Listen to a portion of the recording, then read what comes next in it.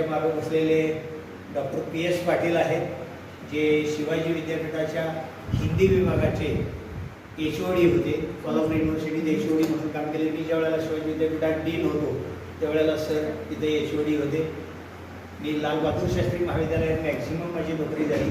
म्हणजे 35 पैकी 19 वर्ष मी लाल बहादूर शास्त्री महाविद्यालयात होतो. आणि लाल बहादूर शास्त्री महाविद्यालयात BS नव्हे MA आणि MPhilचेही टीचिंग होत होतं मी असताना.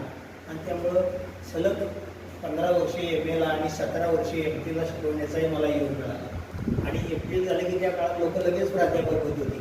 त्यामुळं माझे जवळपास 70 विद्यार्थी आता प्राध्यापक आहेत, जे शिवाजी विद्यापीठातले आणि पुणे विद्यापीठातल्या वेगवेगळ्या कॉलेजला आता प्रोफेसर म्हणून काम करतात. 5-7 वर्ष मी यशवंतराव चव्हाण महाराष्ट्र ओपन युनिव्हर्सिटीलाही कोऑर्डिनेटर होतो. आणि त्या विद्यापीठानं सुद्धा बेस्ट कोऑर्डिनेटर म्हणून त्या विद्यापीठाचं गोल्ड मेडल मला दिलेलं आहे. 24 पुस्तकं माझी पब्लिश झालेली आहेत, ज्यातली काही पुस्तकं शिवाजी विद्यापीठाच्या अभ्यासक्रमातही आहेत.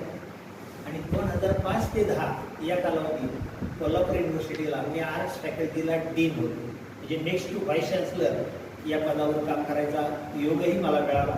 म्हणजे एक प्राध्यापक जितक्या वरच्या पदावर जाऊ शकतो तर त्याच्यावर प्राध्यापकाला जायला संधी नाही. कुलगुरूची गोष्ट ही अपॉइंटेड असते राज्यपालाकडून. ती काही बाय इलेक्शन किंवा बाय क्वालिफिकेशन मिळत नाही. त्याला राजकीय वरदहस्त लागतो. मुख्यमंत्री उपमुख्यमंत्री कोणतरी मोठा पाठीमागा आपला बॅकहँड असेल तर आपल्याला कुलगुरू होता येतो. एक संधी आली होती कुलगुरू व्हायची, पण ती राजकीय वजन नसल्यामुळे गेली. कारण माझी डीनची 4 वर्षे झाल्यानंतर आमचे कुलगुरू जे होते ते निवृत्त झाले आणि 1 वर्षासाठी कुलगुरूची पोस्ट आमच्याकडं रिक्त होती. ज्या वेळेला कुलगुरू आउट ऑफ कोल्हापूर जातात त्यावेळेला युनिव्हर्सिटीचा कार्यभार हा आर्ट्स फॅकल्टीच्या डीनकडं येतो नियमानुसार.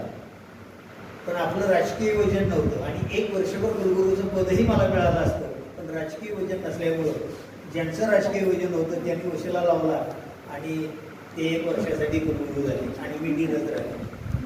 काय हरकत नाही, पण एक सामान्य माणूस तुमच्या आमच्यातला माणूस आपल्याला इतक्या वरती संधी मिळाली हेही कमी नसेल. मी गेल्या 2.5 वर्षापासून वेस्टीज बरोबर काम करतोय. तसं नेटवर्क मार्केटिंगला सुरुवात माझी आत्ता झाली अशातला भाग नाही. नोकरी बरोबर किंवा नोकरीच्या अगोदरपासून मी नेटवर्कमध्ये. म्हणजे 1983ला मी सिनियरला प्रोफेसर झालो. त्याच्या अगोदर मी हायस्कूलला होतो मी तुम्हाला सांगितलं. आणि माझ्या नेटवर्कची सुरुवात जी आहे ती 82 साली झाली होती.